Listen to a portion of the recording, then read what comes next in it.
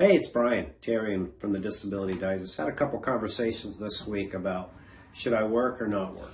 And this is for those that are going through the disability approval process. I'll do a separate one for those of you that are already approved. But people find themselves in a situation where they're not quite sure if they can go back to work. They've been out of work for a while, and it's like, well, should I work or should I apply for disability? I don't know the answer. I just want to have a few considerations for you. What I've seen is the biggest challenge for individuals, and for 28% of the people that come here, is they go back and forth on that decision too long and their disability benefits expire, right? So I'm going to talk about that first. If you're out of work for more than 5 years, it is likely that your disability benefits have expired or they will expire. So thinking about this for a little while, yeah, but too long is financially devastating. And one of the other pieces of this that I hope you find helpful is if you find yourself going through what's called decompensation, or working less and less and less and less and less, but just trying to fight and work your way through it, you need to evaluate the amount of money that you're making on a limited basis, part-time. Maybe you've gone from a $50,000 job down to $15,000, but you're still fighting it and you're still working. So every year that your income goes down, you're paying less in FICA tax. And what that's going to do is bring your check down for Social Security.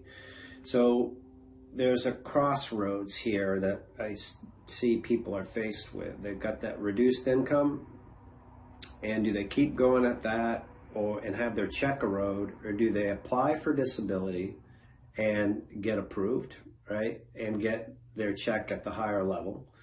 I'm going to pause there for a minute, because when you start your disability application, it's called the wage freeze, is what Social Security calls it. So that earnings, they call that your last day of work. So if you applied today, this would show that today is the last day that you worked, and it would stop averaging the zeros into your Social Security average, right? So that's helpful. So it's a freeze. Then the other thing to consider is, if you can get through the approval process, let's say it's 8 months, if you do your initial application, get approved, or if it goes to a hearing, it's 28 to 32 months, but those are the typical approval benchmarks. If you can get through that and get your disability check, and you can still work part-time, you can return to working part-time. I encourage that people do. And you can earn up to, at the time of this recording, $940 a month and keep your benefits for a lot of months, for all your months.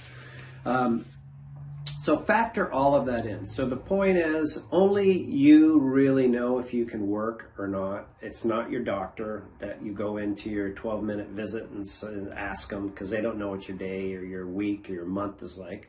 It's really only you.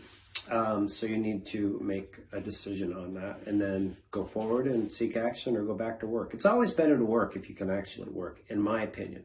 It's better financially, and in a lot of ways. So that's it. I hope you find this helpful, and the work or not to work scenario.